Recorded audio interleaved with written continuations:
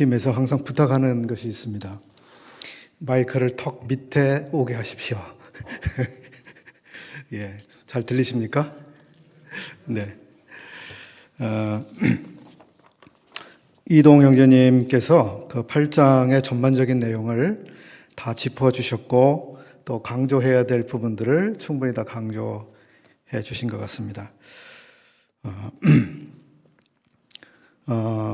제가 오늘 나누고자 했던 부분은 6절까지 내용에서 특별히 모형과 그림자에 대한 부분을 살펴보려고 했습니다. 본문의 내용을 나누기 앞서서 5장에 있는 구절 한 곳을 먼저 보겠습니다. 5장 11절 멜기세덱에 관하여는 5장 11절입니다. 멜기세덱에 관하여는 우리가 할 말이 많으나 너희의 듣는 것이 둔함으로 해석하기 어려우니라. 14절을 이어서 보겠습니다. 14절 단단한 식물은 장성한 자의 것이니 저희는 지각을 사용함으로 연단을 받아 선악을 분별하는 자들이니라. 히브리서 기자는 이런 이야기를 여기서 하고 있습니다. 멜기세덱에 관하여 우리가 해주고 싶은 말이 많이 있지만 너희가 듣는 것이 둔하기 때문에 설명하기 어렵다.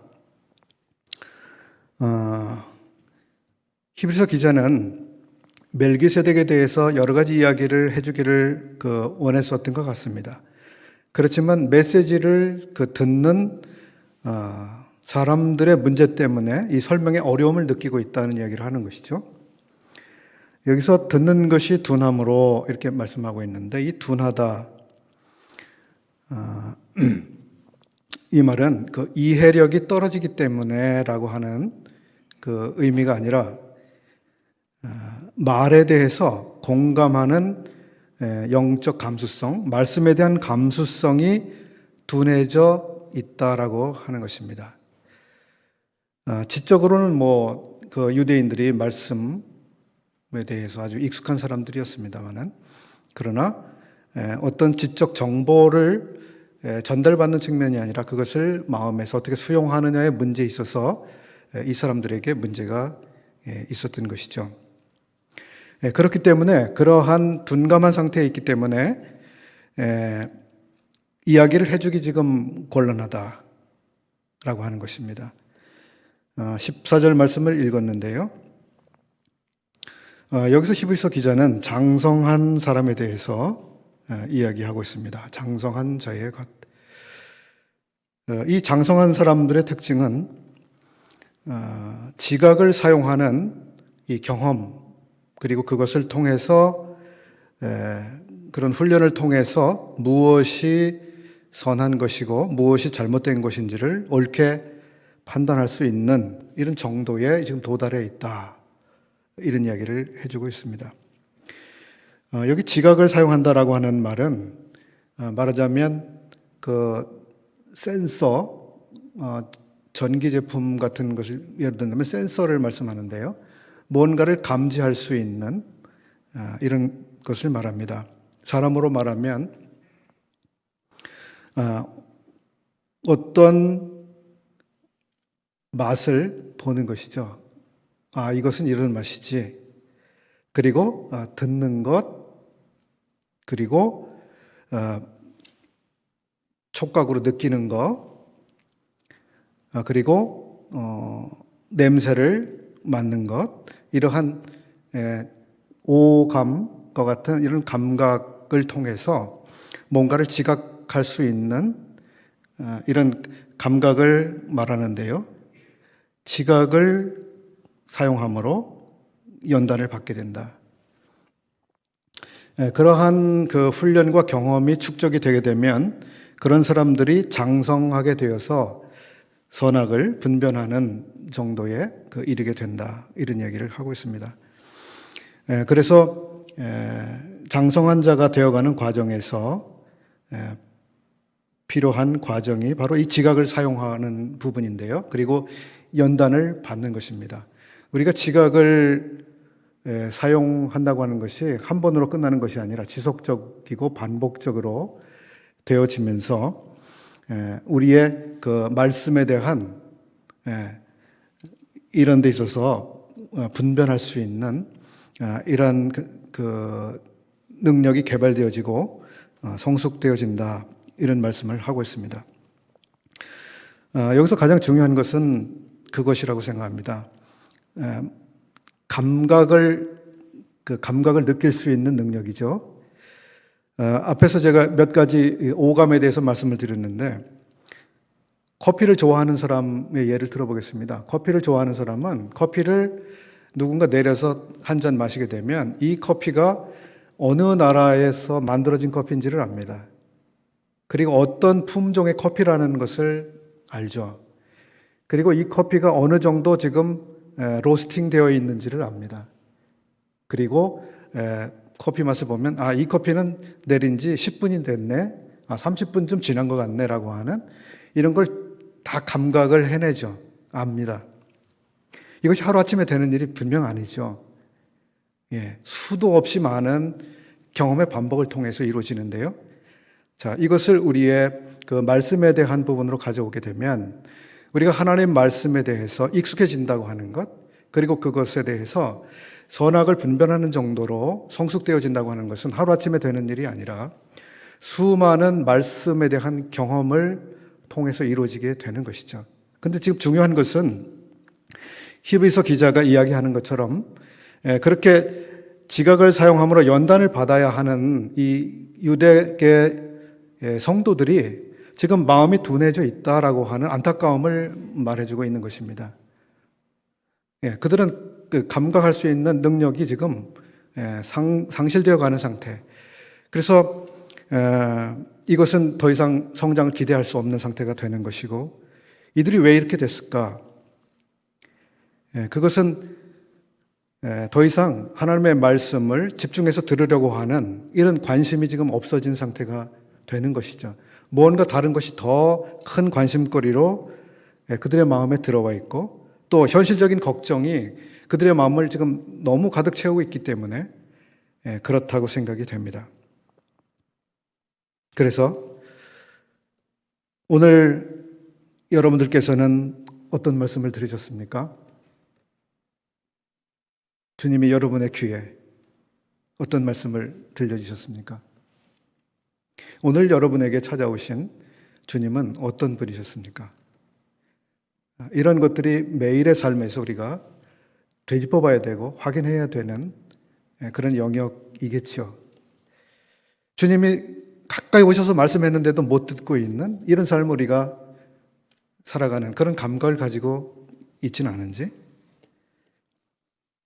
주님이 맛있는 딸기를 가져와서 이거 한번 먹어봐 이렇게 하시는데 어떤 말씀을 가져오셔서 우리가 그것을 먹을 생각도 없고 그 맛을 보려 하지 않는다면 어떻게 되겠습니까? 제가 바라는 것은 말씀에 대한 우리의 감각이 늘 열려 있기를 바라는 것입니다. 오늘 이제 8장을 우리가 함께 읽으면서도 마찬가지죠. 주님께서 말씀해 주시는 것에 대해서 우리가 정말 관심을 가지고 들을 것인지, 내게 무엇을 말씀해 주실 것인지 매일의 단위에서 그런 것이 필요한데, 또 이 시간도 마찬가지이겠습니다. 모형과 그림자에 대한 말씀을 드리기 앞서서 그 5절까지 내용에 있어서 한두 가지만 말씀을 좀 드릴 부분이 있을 것 같습니다. 여기 주님께서는 위엄의 보좌 우편에 앉으셨다, 이런 말씀을 하고 있습니다. 여기 위엄이라고 하는 것은 지극히 높으신 것을 말합니다. 최고로 높으신, 가장 높으신, 최고로 존귀하신 이런 분을 의미하고 있습니다. 그 분의 오른쪽에 앉아 계시는 그 예수 그리스도신데요. 이 지극히 높으신 분에게 과연 무엇을 드려야 할 것인가? 3절에서 유대교 제사장들은 무엇을 드렸습니까? 천천의 수양과 만만의 강수와 같은 기름을 주님께 드려도 충분하지가 않습니다라고 하는 고백을 어느 선지자가 이야기한 적이 있죠. 그렇습니다. 천천의 양과 소를 다 드려도 그러한 위엄에 계신 그분을 만족시킬 만큼 그렇게 가치 있는 것이 아니죠. 그렇게 높으신 분에게 뭔가를 드려서 충분히 가치 있는 걸 다 드렸다라고 말하시는 것은 존재하지 않습니다. 그렇죠. 구약의 수많은 짐승들이 죽어 피를 흘리고 드려지고 그 불에 태워져서 향기가 드려졌지만 하나님의 그 높으신 분 앞에 충분한 것은 되지 않았습니다.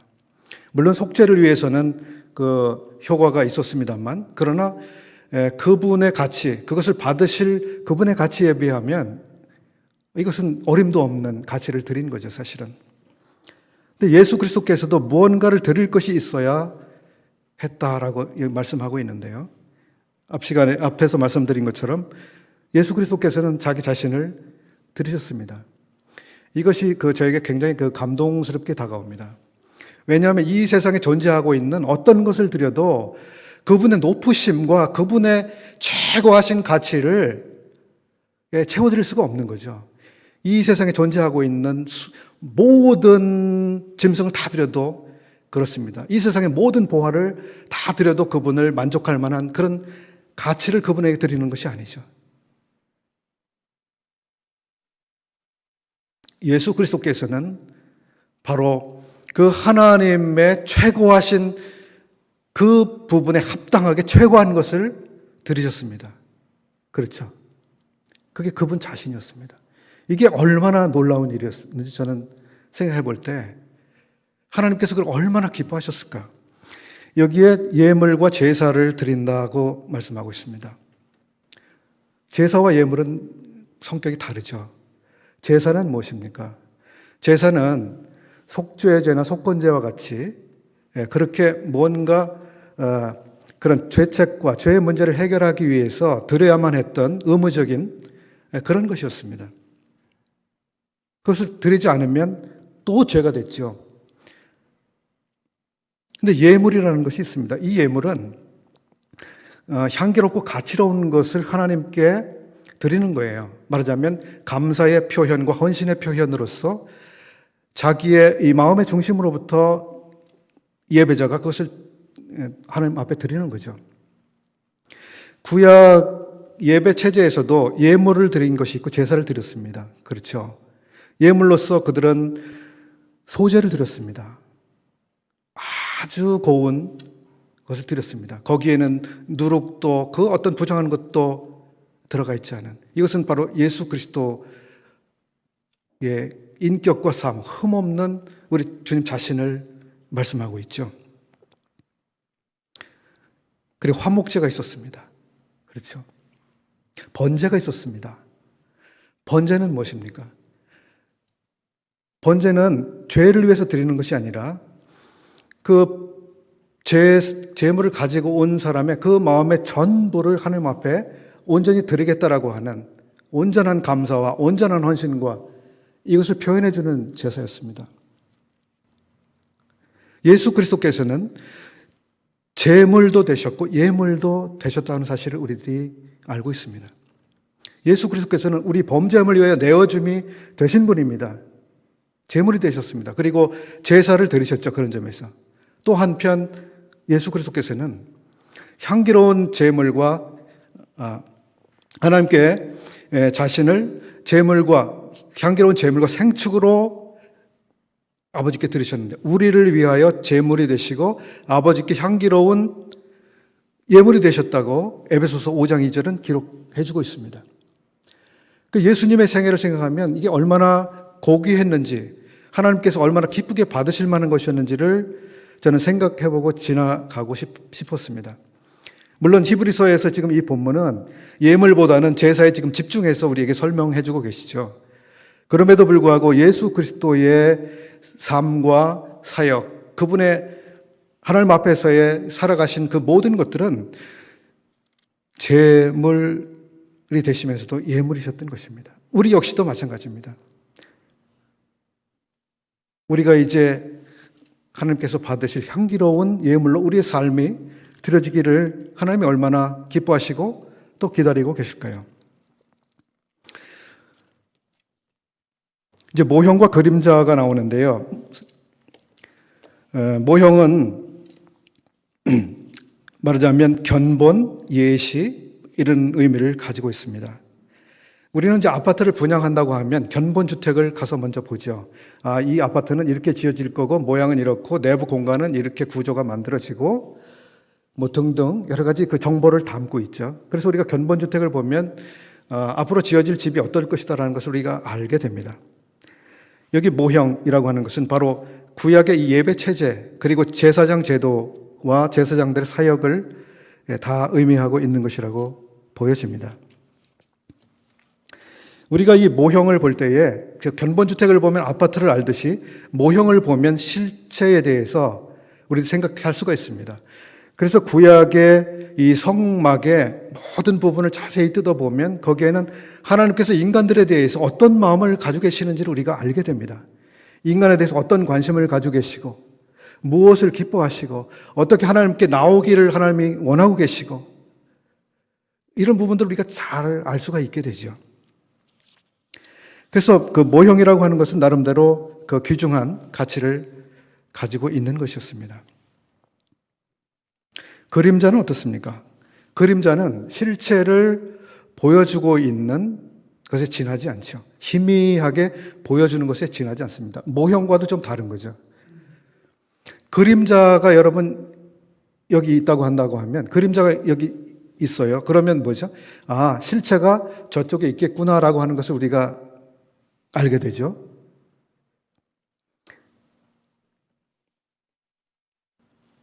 그런데 어떤 때는 그림자는 실체를 정확하게 반영해 주고 있지는 않습니다. 그렇죠? 희미하게 그냥 비춰줄 뿐입니다. 저쪽에 대략 어느 정도의 크기의 무엇 물체가 저쪽에 있구나라고 하는 것을 그냥 짐작하게 해줄 뿐입니다. 근데 또 하나 생각해 볼 수 있는 것은 그림자가 존재하지 않더라도 실체는 있을 수가 있는 것이죠. 어떤 때는 그림자가 없어요. 어떤 사물이 있는데 그림자가 없습니다. 왜냐하면 이 햇빛이 직각으로 이렇게 아래를 향할 때 빛이 쪼일 때는 그림자가 형성이 되지 않죠. 그러니까 그림자가 없다고 해서 실체가 없는 것도 아닙니다. 구약을 통해서 하나님께서는 여러 가지 그림자들을 보여주셨습니다.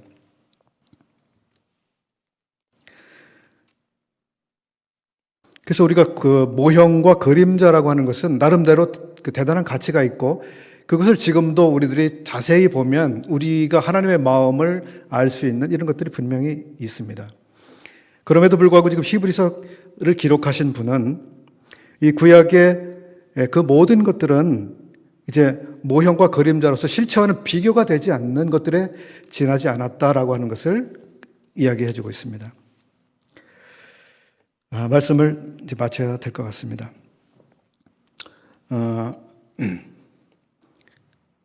유대교가 가지고 있었던 그 모든 체제들은 모형과 그림자에 지나지 않았다라는 것을 말해주고 있습니다. 그렇기 때문에 지금 시점에서 계속 모형과 그림자에 머무르려고 하는 것은 아주 바보 같은 그런 짓이다. 왜 그런데 계속 매력을 느끼고 거기에 머물려고 하느냐. 이런 것들을 지금 이야기해 주려고 하는 것이잖아요.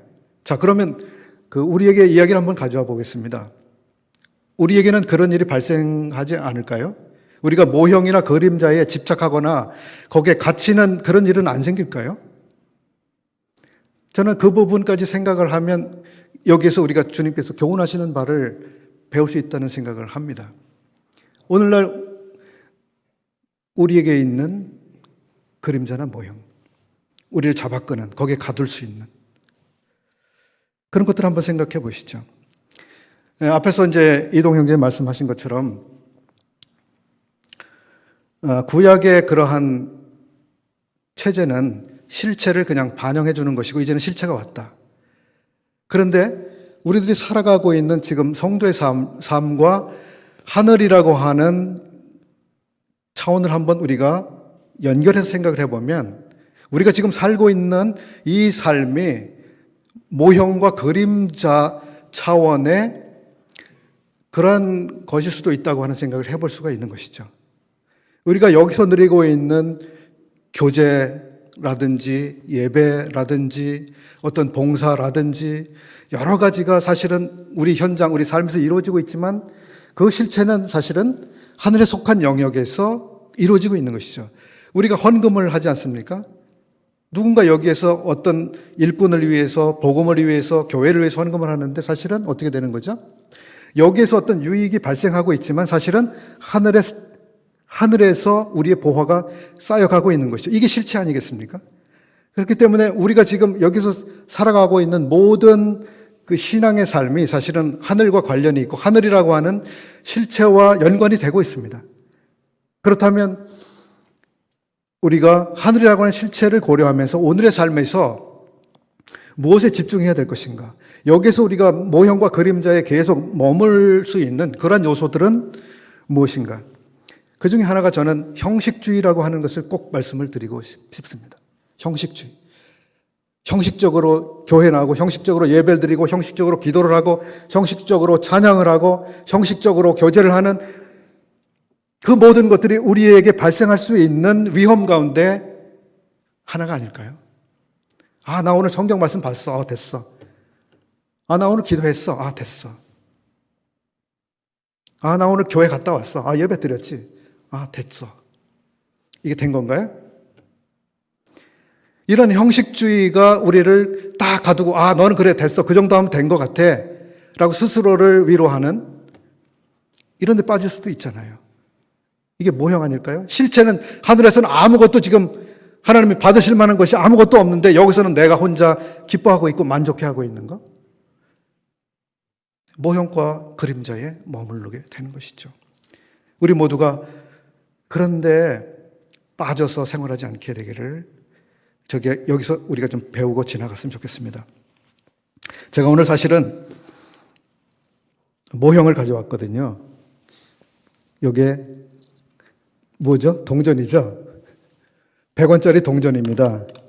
그리고 이건 10원짜리 동전입니다. 실제 동전하고 디자인이 똑같습니다. 얼마라고 써있고, 한국은행이라고 써있고, 뒤쪽에는 다보탑 그림이 있고요. 이쪽에는 이순신 장군 그림이 있습니다. 똑같죠? 그러나 이거는 모형이죠. 이게 실제 돈입니다. 그죠? 이거하고 이걸 바꿀 수 있나요? 어림도 없죠. 우리가 무엇에 집중하고 살아가는가? 어디에 더 집중해야 되는가? 한번 배우고 지나가는 시간 되시길 바랍니다. 시간을 조금 넘겨서 죄송합니다. 고맙습니다.